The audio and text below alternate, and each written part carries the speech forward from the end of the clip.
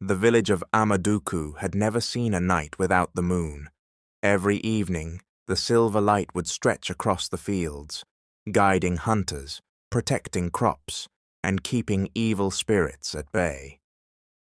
The moon was more than a light. It was life. But one night, everything changed. As the villagers gathered around the central fire to hear the drummers, a gasp filled the air. One by one, heads tilted up toward the sky. The moon was gone. Not hidden behind clouds. Not dim. Gone. "Maybe it's an eclipse," someone whispered. "No," said the elder, Mama Nene, her voice sharp with fear. "This is no eclipse. The moon has been taken." Panic spread like wildfire. Children cried. Elders muttered ancient prayers. The river stopped flowing. The night air felt heavy, cursed, and far from the noise, in a lonely hut by the forest's edge, a man sat alone, smiling. Oluwasun, the village trickster and thief, clutched something wrapped in a black cloth. It glowed faintly through the fabric. He whispered, "Let's see what they'll give to get their moon back." Little did he know what he held was never meant to be stolen. By sunrise, Amaduku was a village of shadows. Without the moon to guard the night, fear crept into every corner. The elders called an emergency gathering. Mama Nene, the oldest among them, stood with a carved staff in hand, one that had only been used twice in her lifetime. "This is not just a missing moon," she declared. "It is a stolen spirit." The people gasped. In Amaduku's lore, the moon was said to be the eye of the ancestors, watching and blessing from the sky. If it disappeared, it meant someone had tampered with sacred forces. The chief, Oba Dimeji, pounded his staff. "Who would dare such a thing? Who is foolish enough to steal from the sky?" No one answered, but whispers started to swirl. Some blamed neighboring villages, others blamed angry spirits, but one name kept floating in the air like smoke. Oluwasun! The villagers remembered his tricks, how he once faked his own death to avoid paying a debt, how he borrowed a chief's goat and forgot to return it. Now they wondered, had he gone too far? Mama Nene's eyes narrowed. "Find him," she said, "before the sky takes its revenge." Inside his hut, Oluwasun unwrapped the cloth slowly. The glow lit up his greedy eyes. It wasn't just light. It pulsed, warm, alive.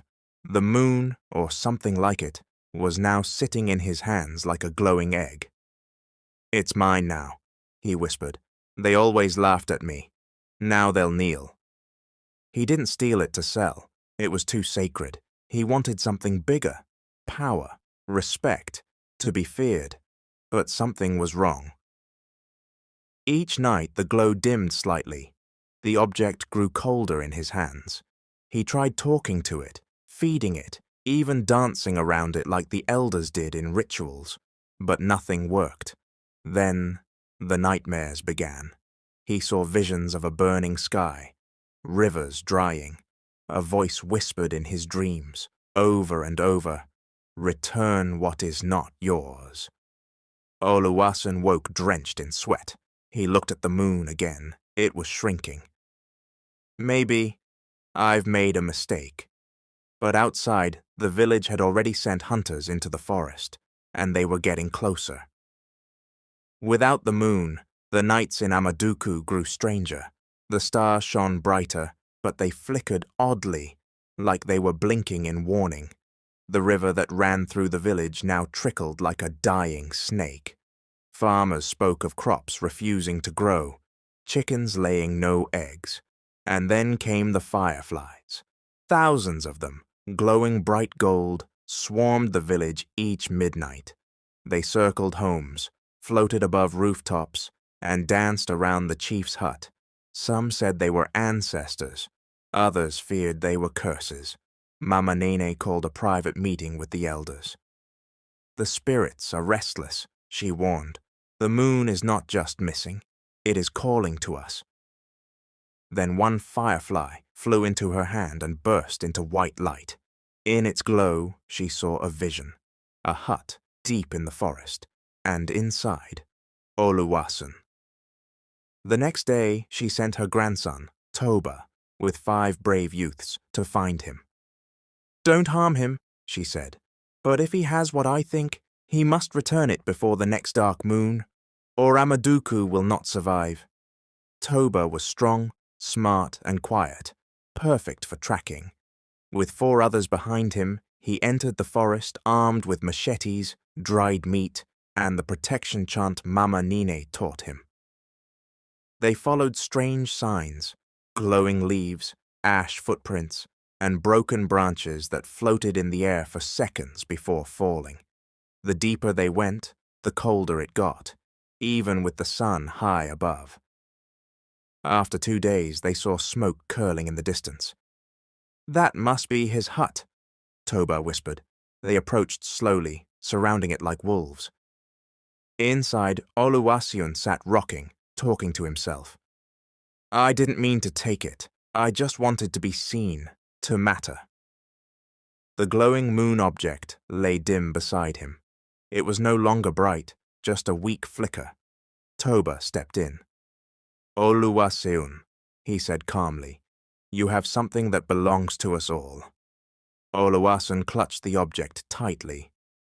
"If I give it back, will they ever forgive me?" "No," Toba said, "but the ancestors might." Outside, the clouds darkened. Time was running out. With heavy steps, Oluwasun followed Toba and the group back to the village. He held the moon carefully, now barely the size of a coconut, its glow soft like candlelight. When they arrived, silence fell over Amaduku. Even the birds stopped singing. People peeked from windows. Children held their mothers' wrappers. The moon thief had returned. Mama Nene stepped forward. She looked at him, not with anger, but with sorrow. "Why?" she asked. Oluwasun dropped to his knees. "I was tired of being the joke. I wanted them to need me, just once." Mama Nene knelt beside him and placed her hand on his shoulder. "We all want to be seen," she said, "but not by stealing what lights the world." She raised the moon with both hands and whispered an old chant. "Mo o firanyi pada, si aye, si orun, si ase." I return this light to the world, the heavens, the power. A wind blew, the clouds parted, and from the sky, a beam of silver light struck the orb. It rose slowly, rising back into the heavens. The moon was returning. The moon returned, but not with joy. It blazed, brighter than ever, too bright, blinding. The villagers screamed. Some fell to their knees. The ground shook. The river roared back to life. The drum tree cracked open. A voice echoed through the village. Not human, not spirit, but something in between. "He who touches the moon without calling the ancestors must face the sky's judgment." Oluwasun collapsed. The wind howled around him. His body lifted into the air, spinning like a leaf in a storm. The villagers cried out, begging for mercy. Mama Nene stepped forward. "Spare him," she cried. "He returned the light. He made it right." The voice paused. "Then let him carry the mark, forever reminded." A flash of light, then silence. Oluwaseun fell to the ground, unconscious. When he woke, a crescent moon was burned into his forehead, a scar that glowed under every full moon. He had been spared, but never free. Mama Nene looked up at the sky and whispered, "Let this be the last time we forget to honor what watches over us." Days turned into weeks, and life in Amaduku slowly returned to normal. The crops flourished, the river was abundant once again, and the villagers resumed their work, their lives. Yet Oluwaseun could never escape the moon's mark. It glowed every night, its light a constant reminder of his mistake. His shame became his shadow. The villagers were kind but distant, except for Toba, the grandson of Mama Nene. Toba watched him closely, his eyes filled with understanding, as though he knew what Oluwasen needed to do. One evening, as the full moon rose high, Toba approached him. "You can't live like this forever," Toba said, sitting next to him on a rock. "The mark is your burden, yes, but you have the power to change what comes next. You've returned the moon. Now return your heart to the village." Oluwasen looked at Toba. "I'm not sure I know how to undo what I've done." "You don't have to undo it," Toba replied. "You just need to live differently. Help us, not with tricks, but with real work. You have the ability to bring us together. The moon wasn't just stolen for power. It was taken because we had forgotten the bond between us. Now you can remind us of that."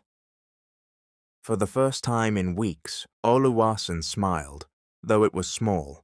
He nodded, understanding that redemption wouldn't come from the moon, but from his actions.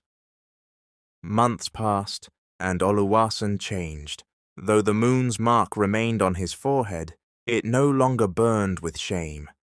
Instead, it became a symbol of the lessons he had learned. He worked beside the villagers, plowing fields, planting crops, helping the children with their studies. His tricks and pranks faded into the past, replaced by acts of kindness and responsibility. He became a true protector of Amaduku, using his quick wit not to deceive, but to solve problems. Every full moon, he would stand at the edge of the village, staring at the glowing mark on his forehead.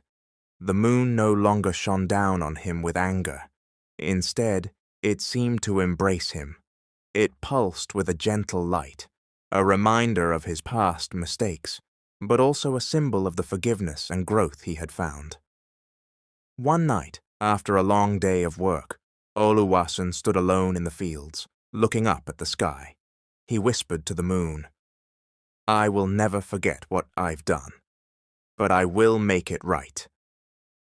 Far above, in the heavens, the moon shone brighter than ever before, its glow washing over the village, its light full of grace and acceptance.